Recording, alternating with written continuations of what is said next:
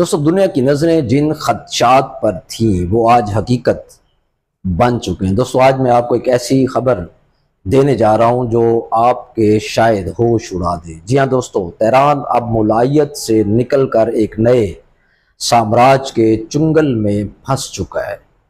इनकलाब ईरान जहां कभी मर्ग बर अमरीका का नारा लगता था, आज वो इसी साम्राज्य का एक मफतू इलाका बन चुका है। गजा की आवाम के पास मायूसी के सिवा कुछ नहीं बचा, क्योंकि ईरान आखिरी आवाज़ थी जिसको बंद कर दिया गया।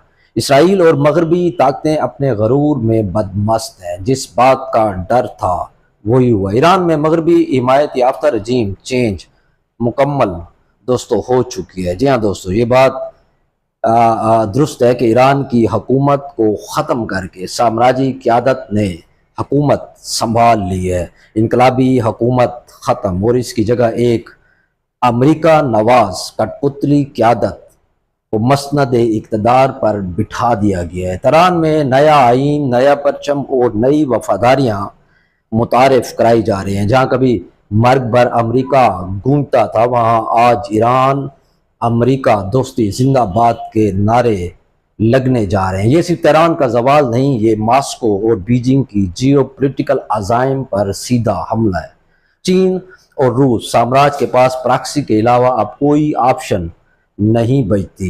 ईरान जो रूस को यूक्रेन जंग में दिफाई तावन कर रहा था, अब वो बंद हो चुका है। यूक्रेन जंग में ईरानी ड्रोन्स की फरामी अब दोस्तों मुमकिन नहीं रही। इसी तरह north south corridor trade route गैर मुअस्सर बन चुका है। चीन इस वक्त सर पकड़ कर बैठा है, क्योंकि 400 अरब डॉलर की सरमायाकारी हवा में तहलील होने जा रही है। चीन की आदत इस मसले पर एक आला सतही इजलास कर रही है, लेकिन जैसा कि मैंने कहा, अब प्रॉक्सी वार के सिवा कोई रास्ता इनके पास नहीं बचा। बेल्ट एंड रोड का मगरबी गेटवे अब वाशिंगटन के कंट्रोल में जा चुका है। चीन की इक्तसादी मौजूदगी का खात्मा कर दिया गया। दोस्तों, एटमी धमाके से भी ख़तरनाक धमाका जो अमेरिका ने चीन और रूस पर कर दिया, ये एक इक्तसादी धमाका है जो बग़ैर बारूद के किया गया और इसकी गूंज बीजिंग के ऐवानों तक सुनाई दे रही होगी। दोस्तों, अब सवाल ये है कि क्या रूस और चीन मिलकर अंदरूनी बगावतों को खुफिया हिमायत दे सकते हैं, और क्या वो प्रॉक्सी वार को मज़ीद मुतहर्रिक कर सकते हैं? शाम, लबनान, इराक और यमन में क्या वो प्रॉक्सी वार को शुरू कर सकते हैं? दोस्तों, रूस और चीन नई ईरानी हुकूमत को गैर कानूनी और गैर फितरी करार दे रहे हैं। चीन और रूस मिलकर साइबर हमले, माशी पाबंदियाँ और मुतबादिल ब्लॉक की तश्कील पर भी गौर कर रहे हैं। ईरान वो वाहिद मुल्क था जो हमास, जिहाद इस्लामी और हिजबुल्लाह को बराह रास्त सपोर्ट करता था। फ़लस्तीन की मज़ाहमत की नज़रियाती बुनियाद था। इसराइल को खुले मैदान में चैलेंज भी करता था। अब दोस्तों, नई हुकूमत ने दहशतगर्द अनासिर से दूरी का ऐलान करके इसराइल को फ्री हैंड दे दिया है। गजा अब मज़ामत के बग़ैर मैदान जंग बन चुका है। सऊदी अरब, अमारात, बहरीन सब नई हुकूमत को फौरी तौर पर तस्लीम कर चुके हैं और इस अमल को खित्ते के लिए खुशाइंद भी करार दे रहे हैं। इस मुश्किल हालात में पाकिस्तान एक मुश्किल सूरत हाल में फंस चुका है।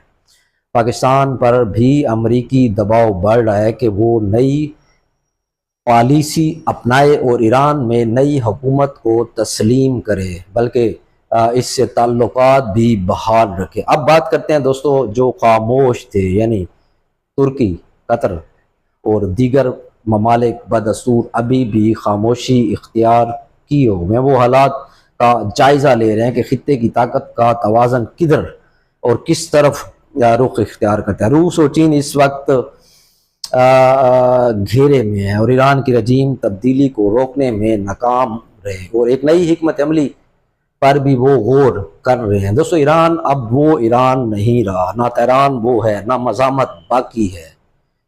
ये एक फतह की जंग थी और मगरब साम्राज्य इस जंग में जीत चुका है। रूस और चीन अब फैसला कुन मोड़ पर खड़े हैं, या तो पीछे हट जाएं या प्रॉक्सी और मज़ामती तहरीकों के जरिए एक नया महाज खोलें। दोस्तों, तेहरान अभी तक नहीं झुका। ये मंजरनामा जो भी बयान किया गया वो एक फर्जी मंजरनामा है। अगर ईरान की बर वक्त मदद रूस और चीन नहीं करता तो फिर इसी के इम्कानात हैं जो बयान किया गया। ईरान अभी तक दोस्तों साबित कदम दिखाई देते हैं, लेकिन शायद वक्त इनके पास कम होता जा रहा है। ईरान अभी तक लड़ तो रहा है, लेकिन अगर अमेरिका और मगरबी ताकतें इस जंग में कूद जाती हैं और रूस और चीन ईरान की मदद को नहीं आता तो फिर यही मंजरनामा बनेगा जिसका यहाँ फर्जी जिक्र किया गया है। बहुत शुक्रिया।